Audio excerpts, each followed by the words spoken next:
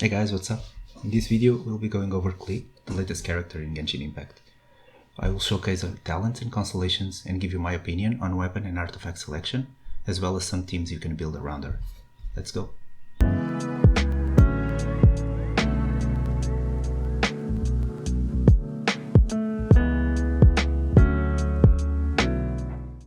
Klee is a ranged DPS that uses her bombs to deal pyro damage to the enemies. If you are lucky enough to get her, she will fit the role of main DPS on your party. She's great at breaking shields and clearing big waves of enemy with all her AoE abilities and attacks. Since all of her kit deals pyro damage, even her basic attacks, she is less effective against enemies with pyro resistance. Her range is also kinda short, and with a lot of casting animations, it's easy to get caught in a bad position. She's not the easiest character to play, however, if you have good support characters and invest a bit of time in learning to play around her animations, she will help you clear enemies in no time. Klee's basic combo consists of 3 ranged attacks that deal AoE pyro damage, with the last one being the strongest. Her charge attack will deal AoE pyro damage in an area marked in front of her. Finally, her plunged attack will deal damage to all enemies in her path, dealing AoE pyro damage upon hitting the ground. Klee's elemental skill, Jumpty Dumpty, will throw a bomb that bounces on the floor 3 times and then explode, splitting into many small mines. Each bounce will deal AoE pyro damage, and the miles will explode upon contact with an enemy or after a short period of time. This ability can be stored to a maximum of 2 charges. Klee's elemental burst ability summons Sparks and Splash that will attack nearby enemies, dealing AoE pyro damage.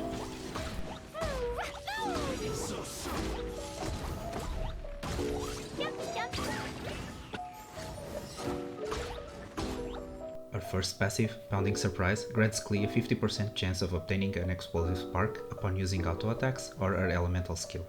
Explosive Spark allows Klee to use her charged attack without consuming any stamina, and it will deal an additional 50% damage. You can see her Explosive Spark flying around her when you have it. The second passive, Sparkling Burst, will grant all party members 2 elemental energy for each crit charged attack. Her final passive will reveal Mondstadt's unique resources on the minimap. This is extremely useful for exploration to farm materials for many characters, including her own. Now let's look at Klee's constellations. The first one grants attacks and skill a certain chance to spawn a spark, pretty much like her elemental burst ability that will attack nearby enemies. The second one grants Jumpty Dumpty a 23% defense decrease for 10 seconds. The third one is a 3-level upgrade for Jumpty Dumpty. The fourth one grants a AoE pyro damage explosion if Klee leaves the battlefield while Sparks and Splash is active. The fifth one grants an upgrade for 3 levels on Sparks and Splash. And finally, the last one grants Sparks and Splash energy regeneration for all the party, and when it's used, it gives everyone in the party 10% pyro damage bonus for 25 seconds. All of these abilities overall are pretty good in my opinion and open up another slot for Klee, allowing you to use her as a support DPS instead of only main DPS, pretty much because of the trigger explosion on their 4th constellation, and the 6th constellation just make it better by giving everyone a 10% pyro damage bonus. So if you have a main DPS like Diluc with pyro damage, she can be the support DPS for him. Now let's take a look at her weapon selections. The best in slot for her, I believe it's the Lost Prayer to the Sacred Winds. It's a 5-star rarity weapon with a pretty high base attack obviously, and a crit rate as a secondary stat that will fit her kit pretty good. The second option I would go for, if you have it, is the 4-star, the Witsit. It has a pretty high value for base attack also compared to the other 4 stars, and it gives a pretty huge boost to the critical damage, so it also fits well with Klee's kit. If you don't have either of those, I would go to the max rarity that you can find, focusing on that high value for a base attack that will be boosted by all the attack percentage equipment that you'll have on her. Now moving on to our artifacts, I believe the stats you should look for are pyro damage, critical damage and critical rate, and finally attack. I believe the pyro damage is just a boost to everything since all of our kit revolves around AoE Pyro, so having Pyro damage is just a flat damage increase on her. Critical damage is pretty useful to our charged attack and our high critical rate. And critical rate is also pretty good, so you can boost that critical rate and you can trigger her passive more often. Attack is just the base value for damage, so yeah, but I think that should be your last one. Regarding sets, I'm going with a two-piece set with gladiators for the attack bonus and Crimson with Witch of Flames for the pyro damage bonus. You could also go for the 4-piece on the pyro damage from the Crimson Witch of Flame. That will give you an increase to overload and burning damage by 40%. But I don't think this is as valuable, since Klee, as the main DPS, will be constantly inflicting fire on the enemies. So more often than not, the elemental trigger will be the support character and not Klee, so you won't benefit as much from this 40% damage increase. However, you would benefit from the second part.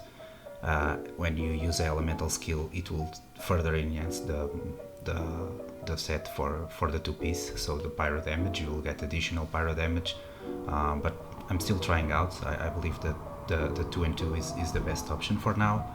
If you are lower in adventure rank and you don't have either of those, you can look for the Berserker with an increase to critical rate, and any set that you can have that increases attack.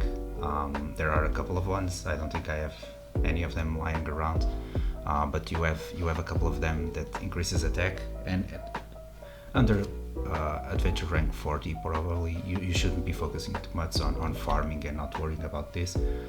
So just get whatever piece you can get with attack. If you can get a pyro damage bonus, that's huge, and you should be good. Moving on to team compositions, this is my base team for Klee at the moment. I have Fischl for the elemental trigger. It's pretty good.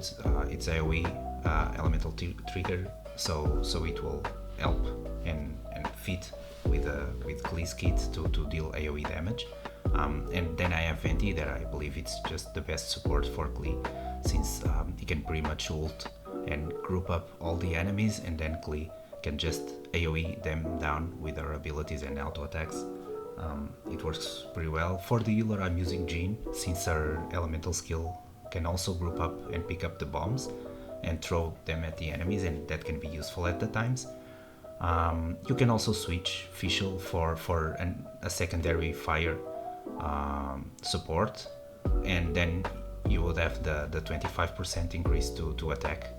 If you want to go for that, go, or if you need to trigger a certain element, or if you need to drop a shield from an enemy from using a certain element, feel free to change this one up as you seem fit. But I would always, pretty much, if you have, keep Venti grouped up with Klee. If you don't have Venti, you can go for Sucrose. She also works pretty much in the same manner. She can group up the enemies and also the bombs, and help Klee clear up the waves of the enemies faster. And yeah, this is pretty much it. This is pretty much what I would run.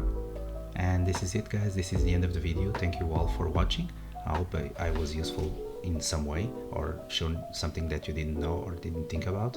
If you have any suggestions, if you think that I said something wrong, or if you have a better team comp, a better build, please be sure to leave a comment. I would really appreciate.